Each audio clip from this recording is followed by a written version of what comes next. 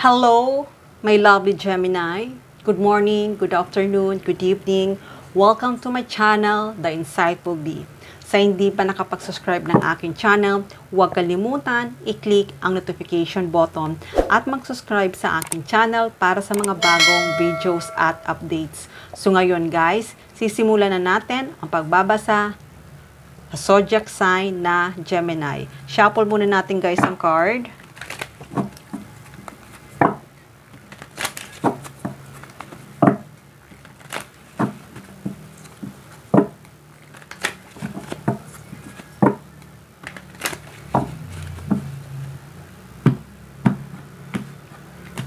Okay, Gemini. Ano nga ba ang message for Gemini? Ano nga ba ang message for Gemini?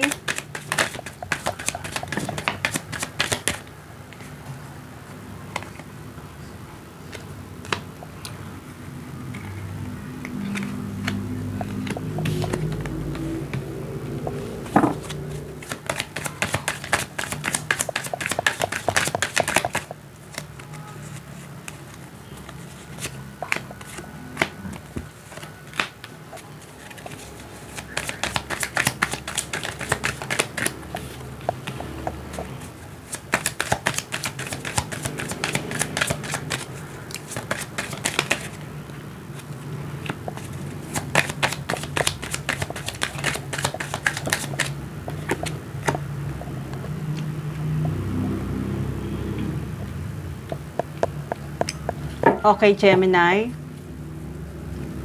By the way, gusto ko magpasalamat sa lahat na nag-subscribe, nag-like, nag-share, nag-comments. Thank you, thank you, thank you.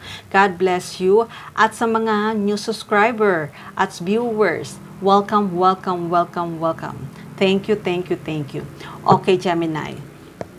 Nakikita ko, Gemini, ay makakatanggap ka sa ngayon ng totoong pagmamahal. Itong pagmamahal na to ay totoo talaga ito para sa iyo. Hindi to fake, hindi to nagpe-pretending. Itong tao na to ay talagang mapagmahal. Kaya kung dati hindi mo natanggap ang totoong pagmamahal, pero this time ay matatanggap mo ang totoong pagmamahal. Kasi nakita ko naman na yung mga past relationship mo ay nagkaroon ka ng karelasyon na liar, nagkaroon ka ng karelasyon na iniwan ka, nagkaroon ng ikaw ng karelasyon na nag-cheat para sa'yo.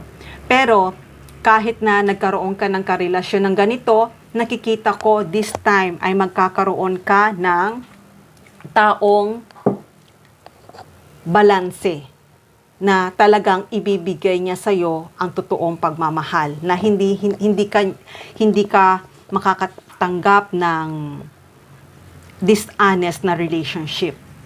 Itong tao na to ay totoong ito para sa iyo. Totoo itong pagmamahal.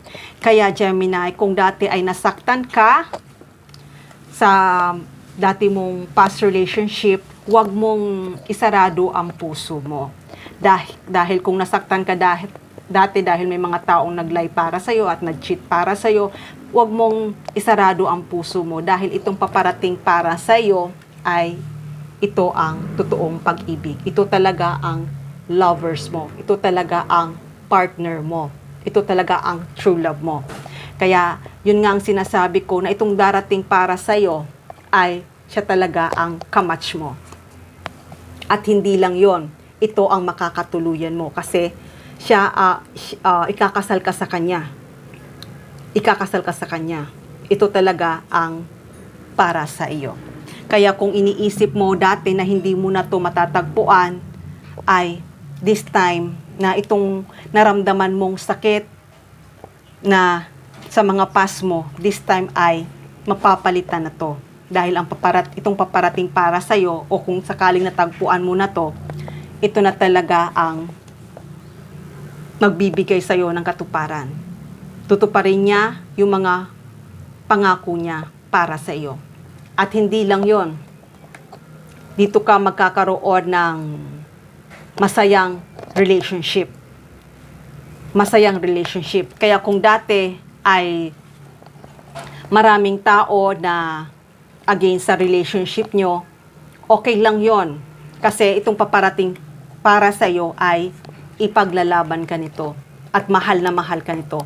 Kaya kung ano man yung past mo ay tapos na yon. Kaya ngayon, nakikita ko ay may bagong simula. Itong bagong simula na to ay new relationship. Kaya kung iniisip mo na hindi na darating para sa'yo, itong darating para sa'yo ay napakaganda. Magiging maayos ang buhay mo. Magiging masagana ang buhay mo. At hindi lang yon, ititreat ka nito ng parang queen, princess. Ibubuhos niya ang lahat ng pagmamahal niya para sa'yo. Hindi ka mag-worry sa money, sa financial, hindi ka mag-worry sa buhay mo. Dahil itong tao na to ay ibibigay niya sa'yo ang masaganang buhay. Dahil itong tao na to ay mature tong tao na to, mature tong mag-isip, itong tao na to ay mapagmahal, mabait. Mapagmahal, mapagmabait. Kaya kung iniisip mo na hindi mo na matatagpuan, paparating na siya. At kung natagpuan mo naman to, siya na nga talaga. Alam ko na matagal ka nang humiling na sana makatagpo ka o dumating na yung totoong pag-ibig mo. Nakikita ko ay magkakaroon ng katuparan. Wishful feeling to. Kaya kung naghihintay ka ng totoong pag-ibig, ibibigay na ito para sa'yo. Kasi nakikita ko naman na pag nagmahal ka ay totoo. Hindi ka fake, talagang pinapakita mo yung pagmamahal mo. Kaya minsan yung mga tao na minahal mo ay hindi mo pala alam na sinaktan ka. Pero hayaan mo lang dahil hayaan mo lang 'yon. Dahil ang kapalit naman nun ay isang totoong pag-ibig. Totoong pag-ibig. Kaya it's time na kung nasaktan ka, it's time na to heal, it's time na to forget the past, it's time na to let go the past, at i-open mo ang puso mo dahil itong paparating para sa'yo na hindi mo pa nakikita, hindi mo pa inaakala, ay dito ka magiging masaya, dito ka lahat ng pangarap mo ay magkakaroon ng katuparan. Kaya kung hindi ka man nagkaroon ng karelasyon na maayos, pero this time, itong paparating para sa'yo ay talagang ibibigay sa'yo ang maayos na relasyon. Ibibigay sa'yo at magiging masaya ka sa iyong marriage. Kahit na maraming tao maiinggit at naiinggit sa relasyon nyo, pero magiging masaya ka sa piling nitong tao na to. Dahil itong tao na to ay siya talaga ang para sa'yo, siya talaga ang para sa'yo. At siya talaga ang kay tagal mo nang hiniling na magkaroon ka ng isang masayang karelasyon. Kaya kung dati ang karelasyon mo ay lagi kayong nag-aaway dahil nga dishonest siya, huwag mong i-block ang puso mo. Dahil itong paparating para sa'yo na mag-o-offer para sa'yo ay siya talaga ang binigay sa iyo. Kaya itong pagiging patient mo, Gemini, nakikita ko na may isang tao pa rin nag-o-observe para sa'yo. At may isang tao na nagkaka-crush sa'yo, or may isang tao na laging tinitingnan ka nito. At itong tao na to ay talagang malakas ang loob niya. Malakas ang loob niya at nararamdaman niya yon na ikaw talaga ang para sa kanya. Kaya huwag kang magsisi sa naging past relationship mo. Dahil kung ano man yung pinagdaanan mong struggle, ngayon is time na para i-let go yon.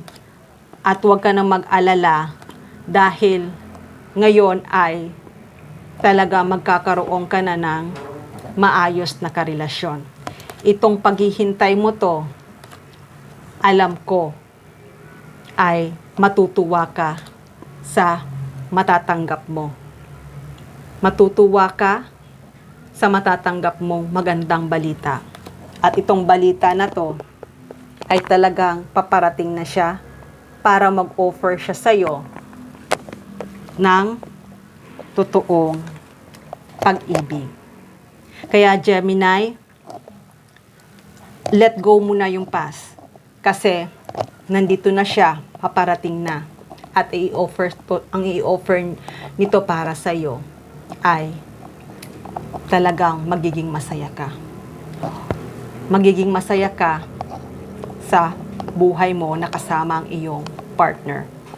Okay, Gemini, hanggang dito na lang muna ang mensahe na to. Love and peace. Mwah.